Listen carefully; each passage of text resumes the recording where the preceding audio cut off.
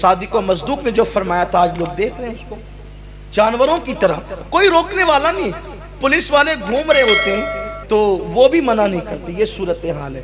آئیے عشق و محبت کی ایک داستان عرض کروں، اپنی بات مکمل کروں. اسلام میں بھی عاشقوں نے عشق کیا ہے، کسی کو عشق ہوا ہے. اب ذرا دل تھام کر اسلامی عشق کا تصور سن لیں آپ. اور کبھی کبھی تو یہ عشق جو ہو جاتا ہے لیکن پاک دامن رہنے والے ملتے نہیں ہے، بے حیائی نہیں کرتے، گناہ نہیں کرتے، چھپا کر پاک دامن رہتے، مر جائیں تو اللہ دونوں کو شہادت کا مقام عطا فرماتا ہے.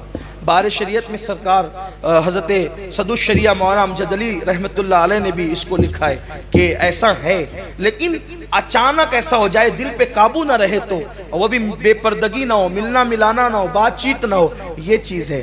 آئیے ایک خوبصورت سے واقعے کی طرف چلتے ہیں. عشق و محبت کی دنیا میں ایک بہترین مثال ہے. اللہ اکبر. بات یہ ہوئی تھی کہ ایک شہر ہے اور وہ خراسان کا شہر ہے، اور خراسان سے لوگ اکثر گرمیوں کے موسم میں گرمیاں گزارنے کے لیے یا گرمیوں کا لطف لینے کے لیے اکثر بڑے بڑے مالدار لوگ بلخ کی سرزمین پر آیا کرتے تھے. بلخ کی سرزمین نکہتوں کی سرزمین، بلخ کی سرزمین پھولوں کی سرزمین، بلخ کی سرزمین گل و لالا کی سرزمین، بلخ کی سرزمین نسترن کی سرزمین، نسرین کی سرزمین، سوسن کی سرزمین. اللہ اکبر. یہ بہت خوبصورت زمین ہے جسے بلخ کی زمین کہتے ہیں. خراسان کے مالدار لوگ اکثر گرمیاں گزارنے کے لیے آتے تھے، لیکن گرمی گزارنے کے لیے اس موسم میں لوگ بلخ آئے تو اس بلخ آنے والوں میں ایک مزدور بھی تھا، اور وہ مزدور ان لوگوں کے ساتھ ہو لیا. اس لیے کہ کبھی کبھی غریب لوگ بھی مالداروں کے ساتھ لطف لینے کے لیے جو ہے وہ چل پڑتے ہیں. جیسے ہمارے یہاں کشمیر بڑا خوبصورت علاقہ ہے تو لوگ اکثر چھٹیاں گزارنے کے لیے کبھی کوئی کشمیر جاتا ہے، کبھی کوئی مہابلیشور جاتا ہے، کبھی کوئی کہیں جاتا ہے، کوئی کہیں جاتا ہے. چھٹیاں گزارنے کے لیے، موسم کا لطف لینے کے لیے، موسم کو انجوائے کرنے کے لیے اگر کوئی کہیں جاتا ہے تو اسلام پابندی نہیں لگاتا ہے، بلکہ سیرو فی الارض کہہ کر اسلام ابھارتا ہے کہ دیکھو دنیا کے حالات کیا ہیں، کائنات کے حالات کیا ہیں، رنگینیاں دیکھو، قدرت نے کیسے پھول کھلائے ہیں. اللہ اکبر. کسی بہت بڑے مفکر نے کہا تھا کہ ہزاروں خوبصورت چہرے زمین میں دفن ہوتے ہیں تب کہیں جا کر زمین سے کچھ پھول کھلتے ہیں. زمین سے خوبصورت پھول یوں ہی نہیں کھلتے، اس لیے کہ خوبصورتی کو دیکھ کر لوگ مسکراتے ہیں، لیکن یہ پھولوں کی خوبصورتی کیسی ہے جس کو دیکھ کے بلبل روتا ہے؟ وہ پھولوں کی خوبصورتی دیکھ کر نہیں، ہزاروں خوبصورت چہرے جو زمین میں دفن ہو گئے تھے اسی سے یہ پھول پیدا ہوئے ہیں، اس بنیاد پر یہ بلبل رو رہا ہے، نوحہ کر رہا ہے کسی خوبصورت چہرے کے حسن و جمال کے مٹی میں مل جانے پر. اللہ اکبر. تو بلخ کی سرزمین پر لوگ جیسے آج ہمارے یہاں لوگ جاتے ہیں چھٹیاں گزارنے کے لیے، گرمیاں گزارنے کے لیے، گرمیوں کا لطف لینے کے لیے ٹھنڈے علاقوں میں، نینی تال وغیرہ بھی لوگ جاتے ہیں اور بھی علاقوں میں، لیکن یاد رکھیں اس پر کوئی ممانعت نہیں ہے. وہاں جا کر کوئی پاپ نہ کرے، پاپ کرنے پہ ممانعت ہے، ناجائز کام کرنے پہ ممانعت ہے. ہوا یوں ہی کہ گرمیوں کا پورا لطف لے کر خراسان والے بلخ سے نکل گئے، لیکن ایک مزدور تھا، اس کو بلخ کی ہوا راس آ گئی اور اس نے یہ فیصلہ کر لیا اب خراسان جانے سے کیا فائدہ، میں نے تو اپنی زندگی کا بقیہ حصہ بلخ کی سرزمین پہ گزارنا ہے. اور پھر اس مزدور نے یہ فیصلہ کیا. بادشاہ کا بہت بڑا خوبصورت محل ہے اور اس محل کے قریب میں ایک خوبصورت باغ ہے، اور اس باغ کے قریب وہ مزدور اپنی چھوٹی سی کٹیا بنا لیتا ہے، اور چھوٹی سی کٹیا بنانے کے بعد دن بھر مزدوری کرتا ہے، شام کو آ کر اپنی کٹیا میں بیٹھ کر بادشاہ کا محل دیکھتا ہے، کبھی اس کے باغ دیکھتا ہے. کہتے ہیں کہ قدرت کی ملانے کے انداز بھی بڑے نرالے ہوتے ہیں، قدرت کے ملانے کے انداز بھی بڑے عظیم اور نرالے ہوتے ہیں. اچانک شام ہونے کو قریب تھی اور سورج کی آخری کرنیں بلخ کے کوہساروں پر، تھوڑا آسان کر کے کہوں کہ بلخ کے پہاڑوں پر اپنی آخری کرنوں کی تجلیاں ڈال رہی تھی اور رات آنے کو بے تاب تھی. दिन जाने के लिए बेचैन था, रात आने को बेताब थी।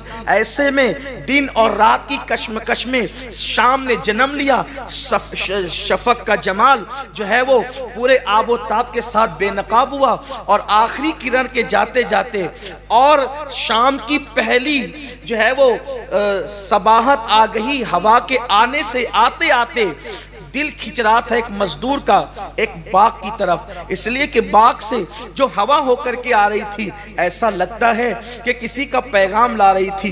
दिल बैठा जा रहा है और बेचैनी है, बेकरारी है, और इस तरीके से तबीयत है कि जैसे कोई खींच रहा है। कहते हैं कि इश्क और मुश्क में इतनी कशिश होती है कि कभी कभी यमन वाले शाम से खींचे चले, कभी कभी यमन लोग शाम से खींचे चले जाते हैं, और कभी कभी यमन वाले शाम खींच करके आ जाते हैं। अल्लाह अकबर। और कभी कभी ऐसा होता है यमन वाले मिस्र में आते हैं, शाम वाले मिस्र में आते हैं, और एक हुस्न का बाजार लग जाता है। मेरे प्यारे आका सल्लल्लाहु अलैहि वसल्लम के प्यारे दीवानों, हुआ यही कि उस मजदूर का दिल खिंच रहा था, उसके कदम बोझल बोझल उठे, और उठने के बाद बाग की तरफ गए। जब बाग की तरफ गए तो हवाएं मशामे जहां को मुअत्तर कर रही थी।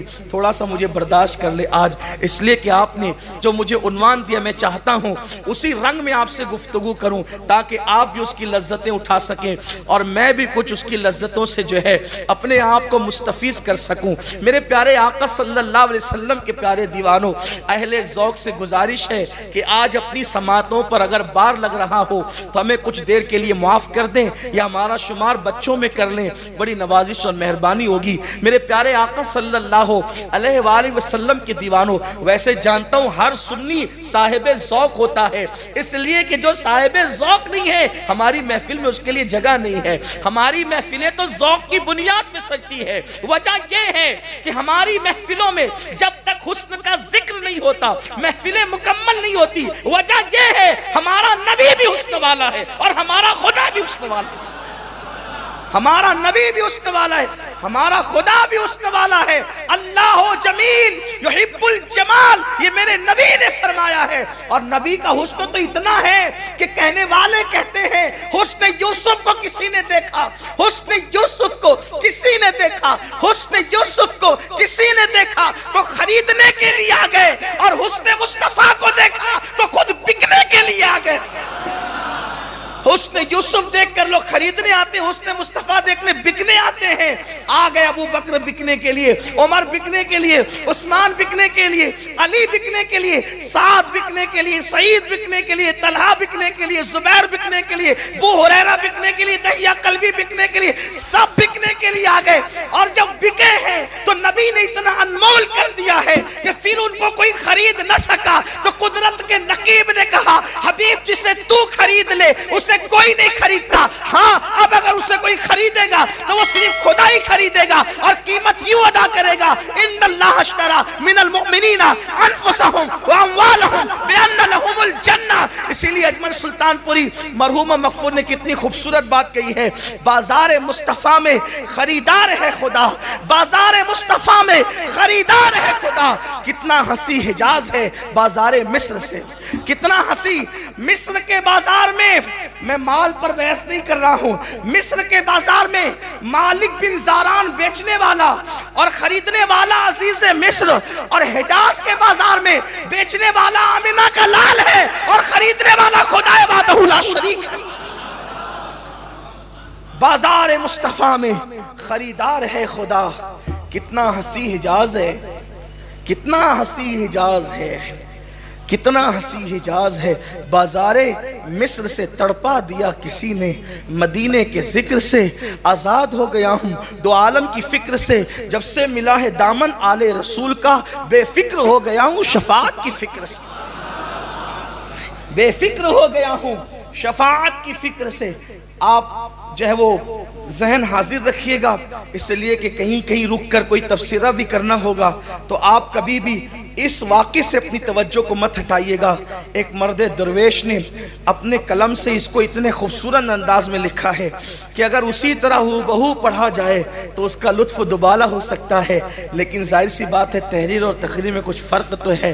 تو عرض یہ کر رہا تھا، ہوائیں آ رہی تھی اور مشامے جا معطر ہو رہے تھے، اور پھر مزدور کے قدم کشاں کشاں باغ کی طرف بڑھ رہے تھے۔ مزدور نے باغ میں قدم رکھا، اور جیسی قدم رکھا تو ایسا لگا کہ جیسے پھولوں میں کوئی پھول کھلا ہو، پھولوں میں کوئی پھول کھلا ہو۔ اور پھولوں کا حال یہ ہے کہ وہ کھلتے ہیں تو پھول لگتے ہیں، لیکن وہ پھول اس طرح کھلا تھا کہ وہاں آنکھیں نرگس کے پھولوں کی طرح تھی، وہاں بال سنبل کی طرح تھے، وہاں چال ہرن کی طرح تھی، اور لب جو ہے گل و لالا کی طرح دعوت نظارہ دے رہے تھے، اور رخسار یوں کھلے ہوئے تھے کہ کہنے والا یوں کہے کہ جیسے ابھی گلاب کی کلیوں نے پتیوں سے اپنے چہرے کو بے نقاب کیا ہے۔ جیسے ہی نگاہیں چار ہوئی، بیچارہ غریب قسمت کا مارا، وہ تو ایسی بجلی گری دل تھام کے رہ گیا، اور دل ٹوٹ کر کے دل کا آبگینہ چکنا چور ہو گیا۔